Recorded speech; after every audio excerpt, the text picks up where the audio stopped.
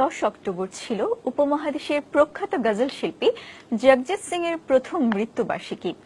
দিনটিকে স্মরণ করে রাজধানীর অলিয়াস ফ্রসেজের লা গ্যালারিতে আয়োজন করা হয় এক গজল সন্ধ্যার। কাহা তুম চলে গায়ে শীর্ষক এই অনুষ্ঠানে তার জনপ্রিয় গজলগুলো পরিবেশন করেন জগজিতের শিষ্য মিসবাহ আহমেদ।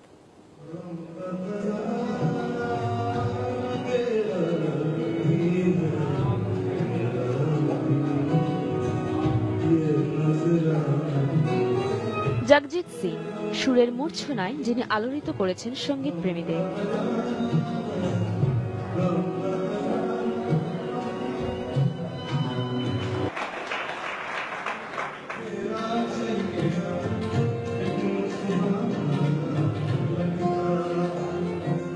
তার মেরে তানহাই, তুম ইতনা জো, মিলকার জাদু সহ ভক্তদের জয় করা কিছু গজল